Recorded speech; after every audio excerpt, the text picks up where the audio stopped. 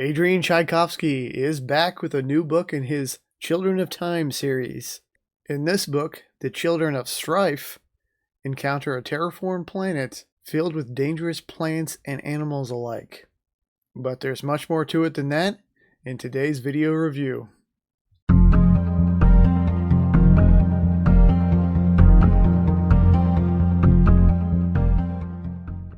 I know there's a lot of fans out there of Adrian Tchaikovsky and in particular his book Children of Time.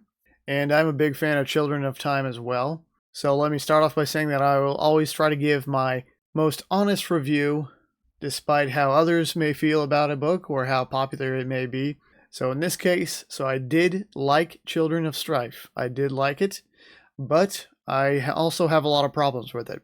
So in this review, I'm going to be following a structure where I'm going to start off with my initial impression of the book, and then I'm going to get into what the book is about, including a plot overview, a discussion of some of the characters, and also within that I'll kind of talk about my criticisms of the book and some further thoughts that I had. And during this whole time, there will be no spoilers. Of course, this is the fourth book in a series, so if you haven't read the first three books, I would recommend doing so. I will try to avoid spoilers from those books, but of course, that's going to be hard to do with the fourth book in a series. So just keep that in mind. I will try to make it clear where, if you've at least read the first or second book, if it's worth continuing on with the series.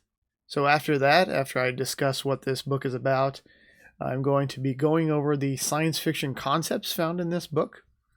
And after that, I will give my final review and overall rating. So with that, let's get straight into my initial impressions. Children of Strife by Adrian Tchaikovsky is the fourth book in the Children of Time series, and it brings together elements from the previous three books and introduces a mantis shrimp to Tchaikovsky's group of uplifted and intelligent creatures. In this newest entry, we are gifted another look at Tchaikovsky's brilliance with a host of fascinating concepts and wild science fiction ideas. However, splitting the novel into three separate narratives and relying on an assemblage of unlikable characters leaves us with a bit of a slog and no sympathetic protagonist to latch onto. This was a good book, but it has a lot of problems in it. The beginning of this novel was quite a rough start and sometimes it was difficult to get into. There is a lot of repetition in this book of things that are just reiterated over and over again. And I feel like a lot of this book could have been cut down. It is, somewhat of a long book.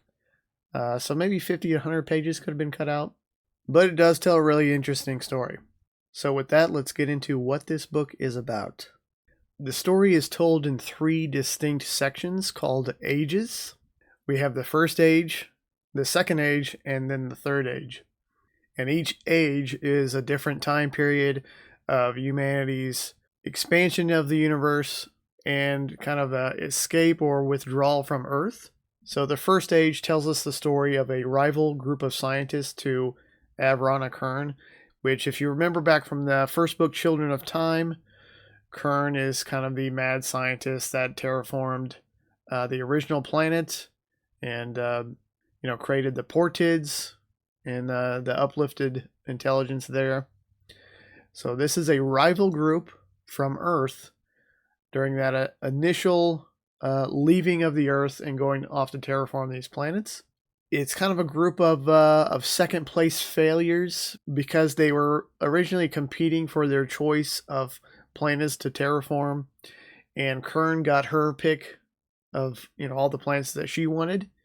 And whatever she didn't want was kind of left to this second group of people. And this group is led by this egotistical kind of maniac of a man named Gary Hartman. And he's a very unlikable character. And he has put together this small group of a few other scientists who are all themselves very unlikable. These people are kind of the cast-outs of the scientific community. But they all think they're geniuses. They think they're the greatest thing on Earth, the greatest thing to ever leave Earth. And so they make their way to a planet that they've picked out to terraform. And when they get there, they start terraforming this planet, and they unleash, what's I assume is similar to the nanovirus that Kern used onto the planet in order to accelerate the development of life and the evolutionary process.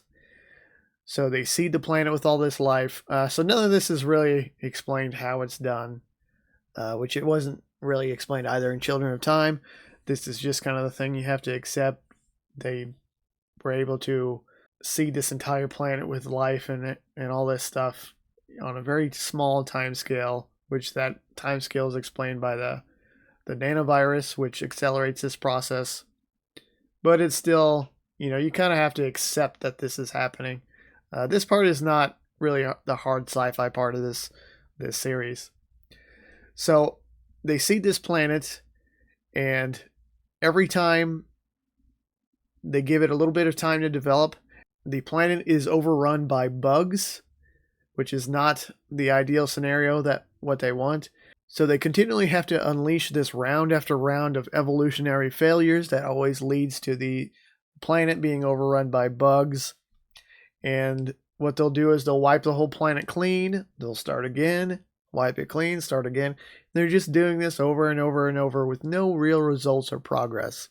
So they're stuck in this rut until a couple of the characters, Radina Cott and this guy named Pill, figure out a way to get themselves out of this evolutionary mess and kind of turn themselves into these godlike entities over life on this planet. I'm not going to get into what they do to avoid spoilers, but let's just say they find a really interesting way of solving their problem, but perhaps creating new problems at the same time. The ideas in this first age narrative are truly fascinating. I mean, they really are. Tchaikovsky, of course, can always come up with these incredibly imaginative ideas.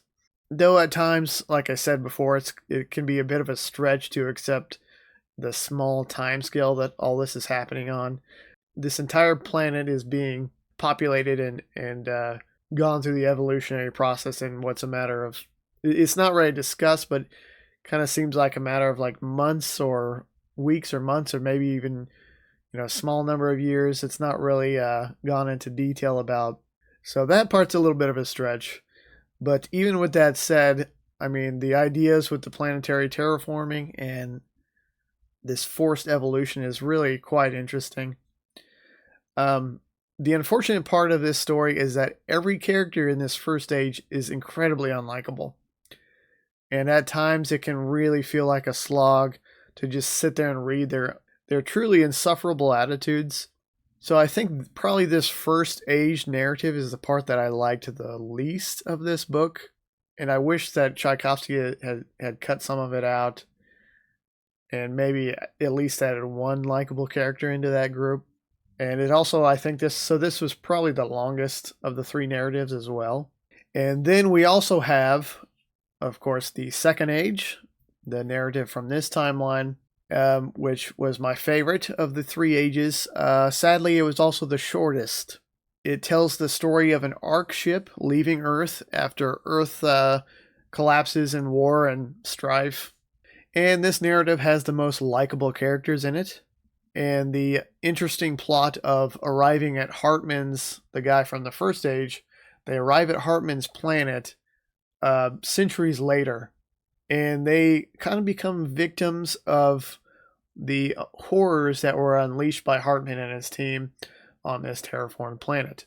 So we see some really interesting concepts at play in this section, and a little bit of some elements of sci-fi horror as well. If only this part of the story had lasted longer and we got to spend a little more time with these characters. So we have the captain of this ship and some engineers and a historian and a small group of characters that we really don't learn much about, but they're all very likable. They're all very sympathetic, and they're kind of in this desperate situation where they had to leave Earth, and this planet was really their only and their best target. But when they get there, things are very strange, and they kind of have to investigate what's going on here. But unfortunately, we don't get to spend a lot of time in the second age overall. And then that moves us into the third age of this narrative. So the third age picks up from where the book Children of Memory, which was the previous book in the series, kind of leaves off, as we follow this ship of misfits, and this is far into the future, past the first, second age, thousands of years in the future. So we follow this ship of misfits with an AI version of Kern. We have some human characters, some of the intelligent spiders, the Portids, the Noden entity from Children of Memory. And we have our newest entry into the series, the uplifted mantis shrimp Cato. So Cato is probably my favorite character in this book. Tchaikovsky does a really great job of taking this, what would a mantis shrimp look like if it was scaled up and uplifted with intelligence. So the mantis shrimp also lived on the original planet, Kern's world, with the spiders. They were in the ocean, and they got the uplifted virus as well. And just the way they're very like solitary, independent creatures. They have, of course, mantis shrimps.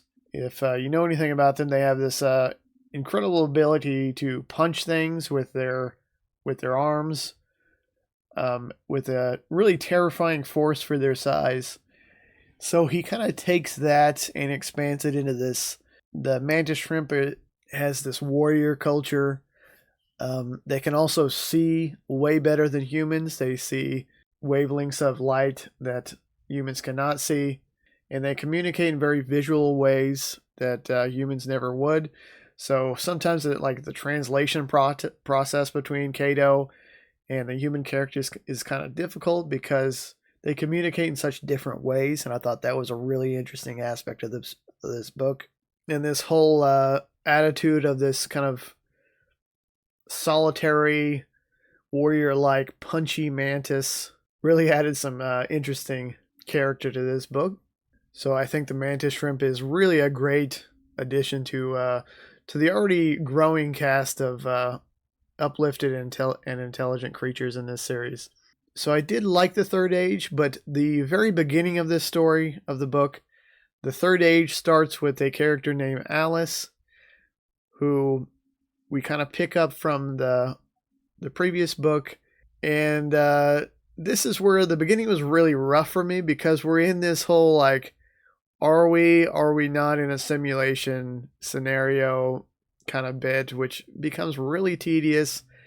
And I'm really just getting kind of tired of the whole, are we not in a simulation or not? Like eventually you just, once you're 50 pages in the start of this book, it's like enough already. Like, in the simulation stuff, let's get on with the story. Please. So once I got past that part, the book did start to get going a little more. But man, like, can we just stop with the simulated reality crap? Like, I like stories with simulated reality. They're fun to read. But when you're just constantly doing are they in the simulation? Are they not? Just over and over and over again. Like, we already had a whole book of that. Like, we don't need to do it anymore, all right? Like, please end it. So we do have that aspect in the third age, but once that story gets going, and it does kind of, we kind of wrap together with the other two ages as the story goes along. And one other criticism I had here is, unfortunately, so all three of these ages are told, they're not told in sequential order. They're all out of place. So we'll have like a section with the first age, and then the next chapter will be the second age, and then the next chapter back to the first age, and then back to the third age, and then back to the second, back to the first. So they're completely out of order. And what this ends up doing is any narrative tension that is built from one age to the next gets completely destroyed, because sometimes like the third age will kind of spoil the events for the second age. The first spoils the events from the third, and it really ruins any narrative tension that we may have. And also there's a lot of kind of exploration and investigation type scenarios being played out in these sections, but they're not as meaningful because we already know what's going to happen, because we heard about it in the previous section. which was a different age. So I didn't really like the narrative structure. I'm okay with the first, second, and third age. I just didn't like the order in which they were put in. And so when you destroy that narrative tension like that, it makes the book a little bit of a slog, and it's not as fast-paced of a reading experience. All right, so I think I've said enough about this. We have, the story told through these ages. I don't want to say too much more because I don't want to have any spoilers here. I think, like always, the less you know going in, the better. So the next section I'm going to get into is all of the science fiction concepts that were present in this novel. Getting straight into the sci-fi concepts here, we have, of course, space travel. So each age, the first, second, and third, all have elements of space travel. The first age, they are leaving Earth to go terraform this planet. The second age has the arc ships, where they're leaving Earth again after it's collapsed. And of course, the third age, we have this spaceship with Kern and the other uplifted creatures traveling to this new planet that they found. And then, of course, we have the major concept of terraforming. So this has been a theme throughout the book, starting, of course, with Children of Time, that terraformed planet of the Portids. And here we have a terraformed planet by Gary Hartman and his team in the first age, and terraformed in a very interesting way that I think a lot of people may like the concept of how they go about controlling the evolution of this planet. Was really interesting, which gets me directly into the next concept here, which is directed evolution. So we do have some of that at play in the first age. I don't want to talk about too much into it to avoid spoilers, but let's just say it was a really interesting concept, and the way Tchaikovsky did this, I think was really fascinating. And then that gets us into the next concept, which is biological engineering. So there's a lot of biological engineering going on with this, with, of course, all the uplifted creatures in it, with some of the biology going on the Gary Hartman's terraform planet. So there's a lot of this, even some biological engineering of the people on the ships themselves. So there's a lot of this going on. This kind of architecture of life sort of thing. A lot of that going on in this series, of course. And then, which moves us again into the next concept, which is uplifted intelligences. So we have the mantis shrimp, of course, which is a new uplifted intelligence, in addition to the portid spiders. And of course, this series also has uplifted corvids, crows, uplifted octopus. We do not see the corvids or the octopus in this book. This one focuses on the mantis shrimp and a little bit with the portids in it. And for our next concept, we have uploaded intelligence, or AI. Kern herself is an uploaded intelligence, and there are some other aspects of kind of uploaded intelligence AI that I don't want to get into to avoid spoilers, but just know that it is a concept explored in this book in a really interesting way. And of course, we have the arc ships from the second age for our next concept. So Earth is in this kind of collapsed state, and they are sending out these arc ships to the terraformed planets from the first age in hopes that humanity can survive elsewhere in the galaxy. And of course, our last concept here is the alien Nodin entity from Children of Ruin and Children of Memory, which, if you've read those books, you know what the Nodin entity is, but it is, so far as I can remember, the only alien creature that's intelligent, at least in this series so far. So that ends it for the concepts that I'm going to go over, and I'm going to, in the next section, be getting into my final review and my overall rating for the book. Overall, Children of Strife is full of interesting ideas and science fiction concepts, and introduces us to the incredibly imaginative and well thought out mantis shrimp.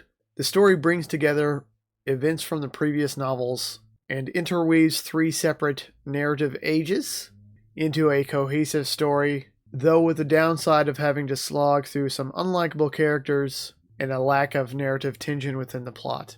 I think if you have liked Children of Time and like the series so far, you'll probably enjoy this book as well. It certainly has enough of Tchaikovsky's incredible imagination on display to be worth the read. So if you've only read Children of Time and you're wondering whether to continue the series up to Children of Strife, I think if you like Children of Time, you should definitely continue reading the series. If you did not like Children of Memory, which I did not, I think you will like Children of Strife better than Children of Memory. So if you've read the first one or two books and you saw some bad reviews for Children of Memory, the third book, and wonder if you should continue, I think probably yes, you should, because Children of Strife, it does really add to the series. It adds, the mantis shrimp is a really interesting concept. I really like the mantis shrimp. I really liked all the ideas and concepts in this one. It's just sometimes like it's going to be kind of a slog to get through some parts of it, but I think ultimately it's going to be worth it in the end. So I am going to give this book overall a 3 out of 5 stars. And I never expected there to be a fourth Children of Time book, so this Children of Strife was kind of a surprising announcement. I don't know if Tchaikovsky's going to continue with the series, or even if he should. If he ends it here, I think that would be fine. If he goes on with another book, I think that'd be okay too. I think he still has enough of imagination to keep building up on these stories. And that's it for today's video review. Let me know in the comments if you're a fan of Children of Time. If you like Adrian Tchaikovsky's work, do you plan on reading Children of Strife? I hope you enjoyed this review, and if you don't agree with me, please let me know in the comments down below. As always, thank you for watching. Don't forget to like and subscribe. See you next time.